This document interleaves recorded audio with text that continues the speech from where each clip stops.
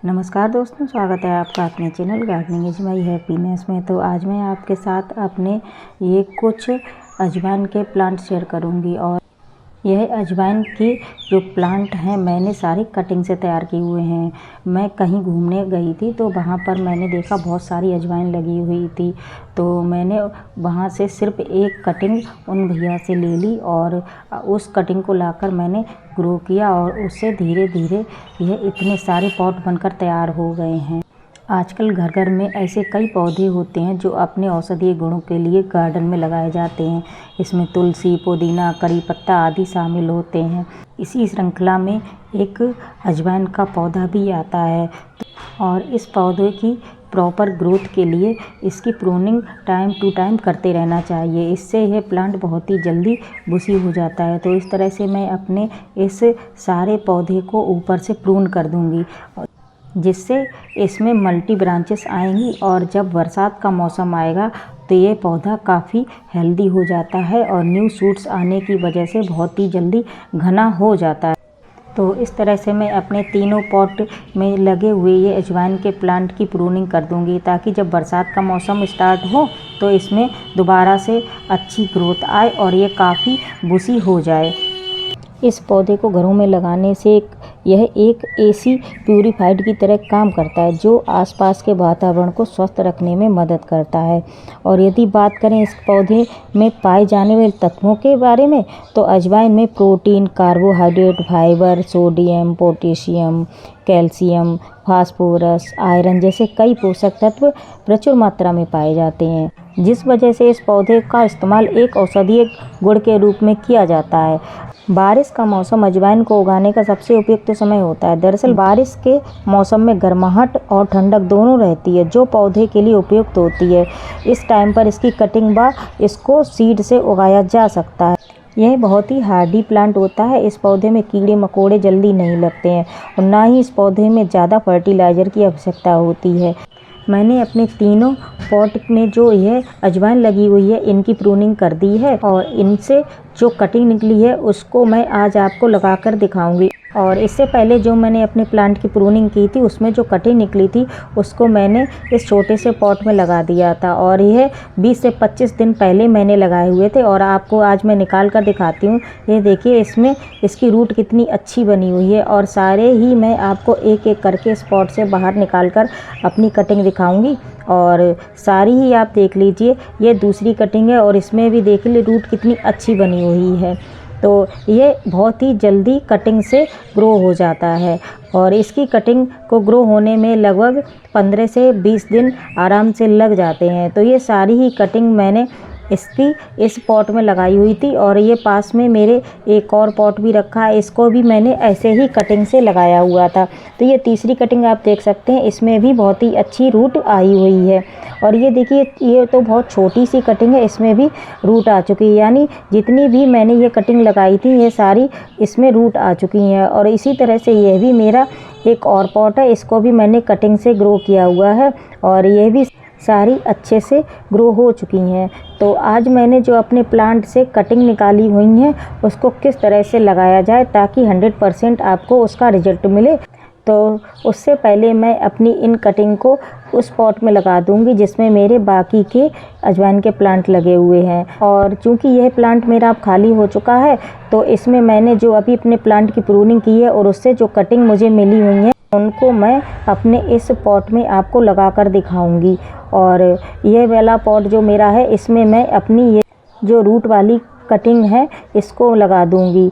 और ये इस तरह से देखिए, पहले तो मैं अपने इस प्लांट की सॉइल में पानी डालूंगी, क्योंकि अब इस टाइम पर ज़्यादा गर्मी पड़ने लगी है तो दोनों टाइम पानी डालने की आवश्यकता होती है। तो इस तरह से ये जो प्लांट की सॉइल है वह थोड़ी सी लूज हो गई है और अब मैं अपनी यह सारी कटिंग को इसमें लगा दूंगी। और कटिंग लगाने के बाद आप इसको 1 से 2 दिन शेड में रख दीजिए, क्योंकि कटिंग तुरंत लगाने के बाद यदि इसको धूप में रखेंगे तो ये कटिंग जो है थोड़ी स्ट्रेस में चली जाएगी और फिर अच्छे से ग्रोथ नहीं कर पाएगी। तो इस तरह से मैं अपनी सारी कटिंग को इसमें लगा दूंगी। और कटिंग लगाने का वैसे तो सबसे बेस्ट सीजन रेनी सीजन होता है। इसके अलावा भी आप ज़्यादा गर्मी को छोड़कर बाकी के महीनों में आप अजवाइन के प्लांट की कटिंग लगा सकते हैं। तो इस तरह से मैंने अपनी सारी कटिंग इसमें लगा दी हुई है। और ये जो मेरी इसमें पॉट में सॉइल है, तो इसको मैं पहले वाटरिंग कर दूंगी अपनी सॉइल में, ताकि यह अच्छे से सॉफ्ट हो जाए। और उसके बाद में मैंने जो अपने प्लांट की कटिंग निकाली हुई है उसको मैं इसमें ग्रो करूंगी।